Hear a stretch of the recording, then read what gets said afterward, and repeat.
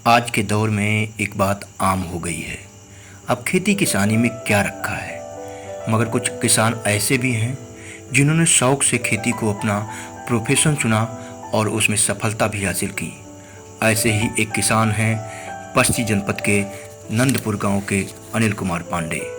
बस्ती जिला मुख्यालय से लगभग 12 किलोमीटर की दूरी पर स्थित नंदपुर गांव के रहने वाले अनिल कुमार पांडे आम की खेती से अपनी किस्मत संवार रहे हैं। प्रगतिशील किसान अनिल कुमार पांडे ने अपने 5 हेक्टेयर खेत में आम की आम्रपाली, चौसा, कपूरी, मल्लिका, अर्णिका, अरुणिमा, अंबिका, गौरजीत, बॉम्बे ग्रीन, दशहरी और सफ़ेदा जैसी कई वैरायटियों का रोपण कर रखा है, जिसके जरिए वह हर साल लाखों की आमदनी करते हैं।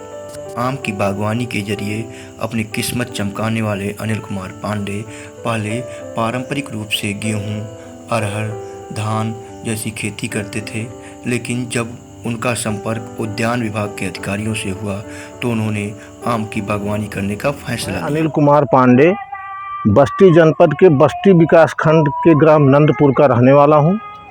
Banjaria centre of excellence centre से मैंने सघन बागवानी की तकनीक की जानकारी लिया और उनके आधार पर मैंने वृक्षों का रोपण किया। वहां से प्राप्त वृक्षों को लाकर अपने फार्म पर लगाया और ये जो है सघन बागवानी के तहत 5 बाई 5 मीटर की दूरी पर लगाए गए हैं। जो पुरानी परंपरा के अनुसार 4 गुना पौधे मेरे ज़्यादा लगे हैं और पौधे ज़्यादा होने की वजह से 4 गुना प्रोडक्शन भी मेरा बढ़ रहा है। फलों की इस साल साइज अच्छी मिली है और क्वालिटी उनकी अच्छी है, टेस्ट भी अच्छा है। इन सघन बागवानी के बीच में जो हमारी ज़मीन बची हुई है उसमें मैं फल और सब्जियों की क्रॉप कर रहा हूं, जिससे मुझे काफ़ी लाभ मिल रहा है।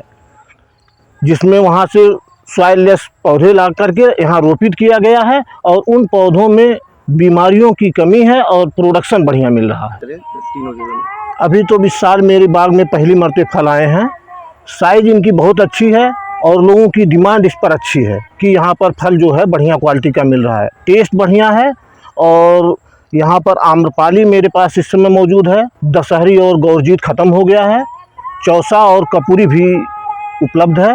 ये मेन वैरायटी है। कलरफुल वैरायटी के पौधे कम लगे हैं, लेकिन उनकी फल और साइज अच्छी है। इससे मुझे प्रेरणा मिली है कि मैं और कलरफुल वैरायटियों का चयन करूं और लगाऊं।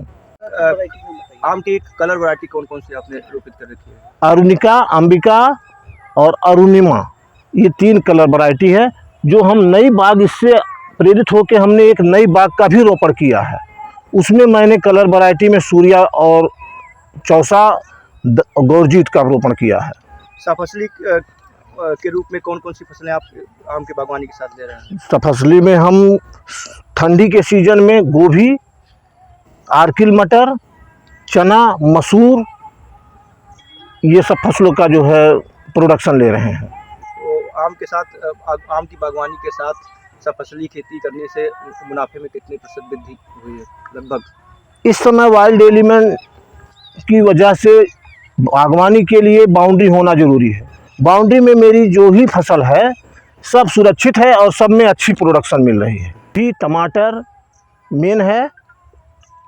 इसके अलावा और जो है पौधे जो यहाँ पर सेंटर ऑफ एक्सीलेंस से मुझे सॉइल लेस मिल जा रहे हैं, मेन उसमें गोभी और टमाटर ला रहे हैं। सॉइल लेस पौधों के रोपने से क्या फ़ायदे हो रहे हैं?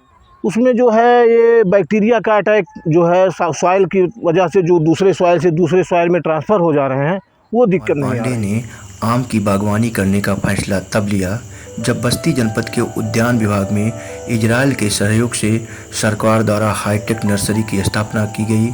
यह नर्सरी उद्यान विभाग द्वारा centre of excellence for fruit के तहत स्थापित की गई, जिसमें आम की विभिन्न वैरायटियों को तैयार किया जाने लगा।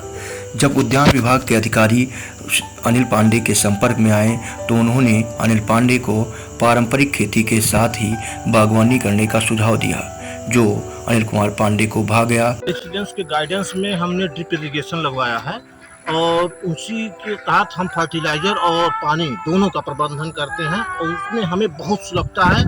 एक ही जगह से मुझे पानी और हर पौधे में फर्टिलाइज़र सप्लाई करने में जो सुविधा मिले उसमें कास्ट बहुत कम हो जा रही है। तो पानी की बचत भी इससे हो पाती है। बहुत बचत है।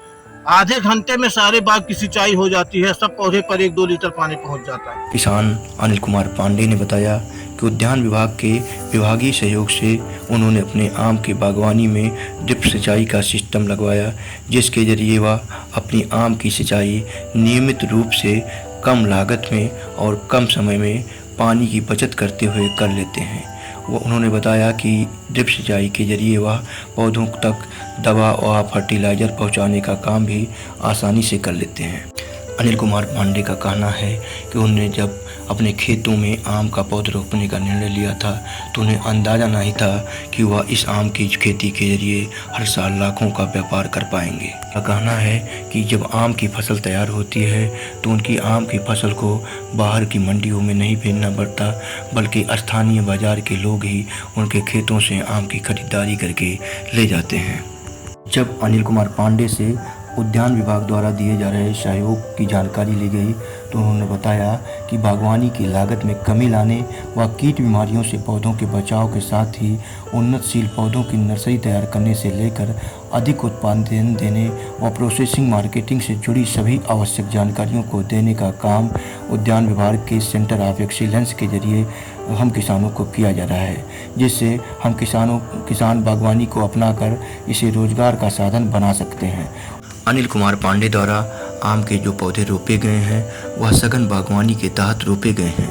इस मसले पर जब अनिल कुमार पांडे से इसके फायदे के बारे में पूछा गया तो उन्होंने बताया कि सघन बागवानी में आम के पौधों से फल जल्दी आना शुरू हो जाता है, साथ ही प्रति हेक्टेयर उत्पादन भी अधिक मिलता है। फल की गुणवत्ता अच्छी होती है। इस पद्धति में मजदूरी भी कम लगती है, क्योंकि पौधों की कटाई छटाई करके उन्हें छोटा रखा जाता है, जिससे पौधे पर किया जाने वाला शस्यकार आसानी से हो जाता है। इस पद्धति में पूरे ज़मीन का सही उपयोग किया जाना आसान हो जाता है। उन्होंने बताया कि सघन बागवानी में खाद, पानी, सूर्य की रोशनी, फफूंदीनाशी, कीटनाशक का लगभग पूरा उपयोग हो जाता है, जिससे कि परंपरागत बागवानी की अपेक्षा प्रति हेक्टेयर उत्पादन भी अधिक मिलता है। अनिल कुमार पांडे एग्री टूरिज्म और रूरल टूरिज्म यानी ग्रामीण पर्यटन पर भी कार्य कर रहे हैं। उन्होंने बताया कि वह शहरी जीवन से ऊब चुके लोगों को गंवई संस्कृति और कृषि कल्चर को समझाने के लिए ग्रामीण पर्यटन को बढ़ावा देने के लिए संकल्पबद्ध हैं। उनका कहना है कि शहरों में रह रहे लोगों के लिए गांव हमेशा आकर्षण का केंद्र रहा है और अतिथि देवो भव की परंपरा गांव में सदियों से रही है। भारत के हजारों गांव में ग्रामीण पर्यटन की अपार संभावनाएं हैं। यहाँ गांव हरियाली, रोमांच और स्थानीय स्वाद से भरे पड़े हैं। हमारे देश में कृषि टूरिज्म को लेकर सभी किसानों को जागरूक होने की भी संभावना है। उन्होंने बताया कि वो अपने बाग बगीचे में फार्म हाउस डेवलप कर रहे हैं, जिसमें कृषि पर्यटन के तहत आवास की सुविधा पर्यटकों के लिए उपलब्ध होगी और साथ ही इन्हीं बाग बगीचों और खेतों में उनके लिए शुद्ध देसी भोजन भी उपलब्ध होगा, जो कृषि पर्यटकों को अपनी तरफ खींचने का भी कार्य करेगा। उन्होंने बताया कि खेतों में पशु पक्षी, सब्जियां, अलग तरह की सब्जियों की वैरायटियां, स्थानीय पोशाक, संस्कृति और ग्रामीण खेल भी पर्यटकों के लिए उपलब्ध कराए जाएंगे।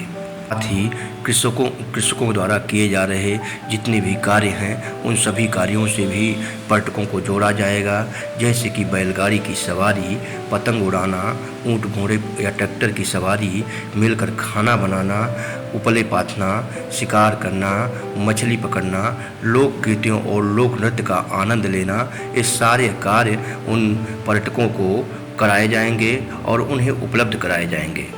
5 हेक्टेयर क्षेत्र में फैला इनका आम का बगीचा इनकी आमदनी बढ़ाने में काफ़ी सफल रहा है। अब वह इन्हीं बगीचों के बीच में एग्री टूरिज्म को बढ़ावा देकर अपनी आमदनी को और भी बढ़ाने के लिए संकल्पबद्ध हैं।